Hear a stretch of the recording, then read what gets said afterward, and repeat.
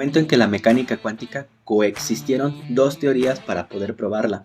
Por un lado estaban los que decían que el álgebra matricial era lo que podía llegar a probarla como el álgebra lineal, y otro lado estaban los que, como Schrödinger, proponían que existía únicamente la mecánica cuántica a través de las ondas.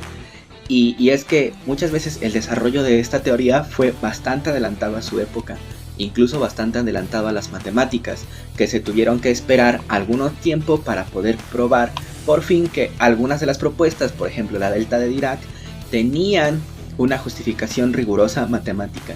Entonces vamos a ver todo eso, cómo nació, en dónde estuvieron los problemas y quiénes fueron los salvadores. Vamos para allá entonces. Con frecuencia solemos compartir las teorías científicas tales cuales como las encontramos en los libros de texto, y actualmente sin considerar la travesía que emprendieron antes de adoptar su forma final. La construcción de una teoría científica generalmente involucra errores, momentos de confusión y caminos que no llevan a ninguna parte. Este fue también el caso para el desarrollo de la mecánica cuántica. Desde el inicio, con la hipótesis cuántica de Planck, hasta la teoría que ahora se imparte en las facultades y en las universidades, transcurrieron al menos 3 décadas. Durante ese tiempo se exploraron enfoques diversos y en algunos casos bastante contradictorios. Finalmente, las distintas formas de la mecánica cristalizaron postulados matemáticos que hoy en día sirven como el cimiento de la teoría cuántica. A ver, y vamos a ver qué onda con esto de las dos versiones. En la década de los 1920, la física cuántica era un conglomerado de ideas, trucos de cálculo e hipótesis diversas, interconectados de diversas maneras, pero sin fundamentos realmente sólidos. Además surgieron dos grandes corrientes con enfoques aparentemente opuestos sobre la teoría cuántica. La escuela, que era liderada por Einstein, se centraba en el comportamiento dual de la onda-partícula observado en la luz, buscando construir una teoría que describiera la materia y la radiación como ondas. En contraste, la escuela, que era liderada por Bohr, destacaba la naturaleza discreta de los espectros atómicos y daba mayor importancia al concepto de salto cuántico, introducido para su modelo de átomo. Ambos enfoques explicaban que algunos fenómenos, pero fallaban en otros. En este contexto se produjeron no una, sino dos revoluciones dentro de la mecánica cuántica. ¿Realmente existen dos mecánicas cuánticas o son dos caras de la misma moneda? En 1925, mientras Werner Heisenberg buscaba calcular la intensidad de líneas espectrales en el átomo de hidrógeno, descubrió que ciertas cantidades en sus cálculos se multiplicaban de manera bastante particular y no conmutativa, es decir, A por B no era igual que B por A.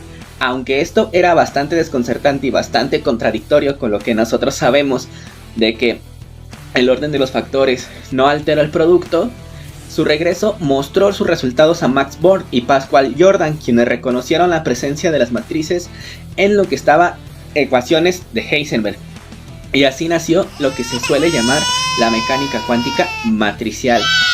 Simultáneamente, en 1925, Erwin Schrödinger trabajaba de manera independiente en la ecuación que lleva justamente su mismo nombre. Inspirado por la naturaleza ondulatoria de la luz y la materia, Schrödinger buscaba una ecuación de onda que describiera el comportamiento del electrón en el átomo. Encontró una ecuación que cumplía con esos requisitos y aplicándola en el átomo del hidrógeno obtuvo resultados que coincidieron con el modelo de Bohr, y entonces nació la mecánica ondulatoria. Cuando hablamos de que hubo esa unificación o que todos los científicos se dieron cuenta de que eran exactamente dos caras de la misma moneda, estamos hablando hacia la primavera de 1926. Tenían las dos mecánicas cuánticas que se enfocaban en aspectos diferentes del mundo microscópico y utilizaban lenguajes matemáticos que sí suelen ser bastante distintos.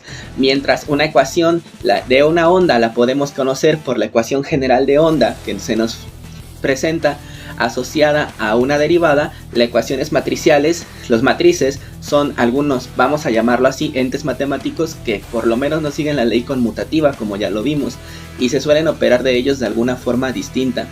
La comunidad científica se dividió en dos grandes grupos. Uno entonces, que era liderado por Bohr y Pauli, adoptó la mecánica matricial.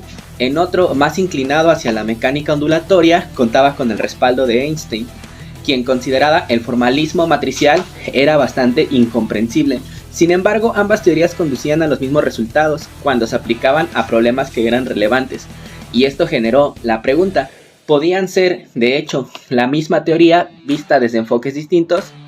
La mecánica matricial de Heisenberg se centraba en cantidades discretas y utilizaba las matrices, mientras que la cantidad ondulatoria de Schrödinger empleaba cantidades continuas y ecuaciones diferenciales. El primer paso hacia la unificación fue dado por Schrödinger, quien mostró que su ecuación podía ser reescrita en términos de operadores diferenciales, estableciendo un paralelismo entre funciones continuas de la mecánica ondulatoria y las matrices discretas de la mecánica matricial. Afirmó entonces que la coincidencia entre ambas no era casualidad, era simplemente enfoques distintos de la misma teoría. Y ahora aquí entran dos personas bien importantes en todo lo que estamos hablando, Dirac y von Neumann.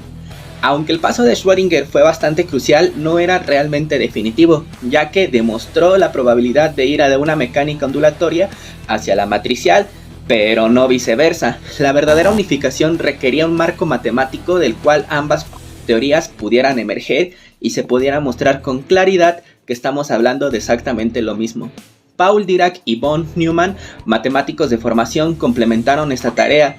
En una de las obras cumbres de la mecánica cuántica, escrita por Dirac, titulada en su libro Los principios matemáticos de la mecánica cuántica, publicado en 1930, introdujo conceptos como estados observables fundamentales en la mecánica cuántica moderna. Sin embargo, su demostración no cumplía con los estándares matemáticos más rigurosos y fue necesario el desarrollo de la teoría de distribuciones para validar su procedimiento. Por otro lado, von Neumann, insatisfecho con las lagunas matemáticas en la demostración de Dirac, utilizó técnicas de análisis funcional para lograr una demostración completamente rigurosa de su tratado, Fundamentos Matemáticos de la Mecánica Cuántica, publicado en 1932. Ahora se podía afirmar con bastante certeza que la mecánica cuántica entonces se había unificado. ¿Y cuál era el problema con esto? Y a manera de conclusión, la unificación lograda por Dirac y Neumann dio lugar a la mecánica cuántica que conocemos hoy en día. Aunque en muchos aspectos de esta teoría aún se investigan, todos descansan sobre los fundamentos matemáticos establecidos por ambas figuras clave. Los postulados de la mecánica cuántica, también conocidos como los axiomas de Dirac-von Neumann, definen de manera precisa qué es un estado cuántico, qué es un observable, qué resultados se pueden obtener al medir, qué sucede durante la medición y cómo evolucionan en el tiempo. Desde este conjunto de reglas matemáticas emergen tal como lo merecían. Entonces, la gran importancia del desarrollo en la mecánica cuántica es que también de la mano se tuvo que ir desarrollando teoría matemática, y fue hasta de hecho bastante tiempo después de que se dieron los primeros pasos en la cuántica que las matemáticas, por decirlo de una forma, se encontraban ya lo suficientemente maduras para establecer pilares sólidos e indudables para todo lo que se había ido describiendo.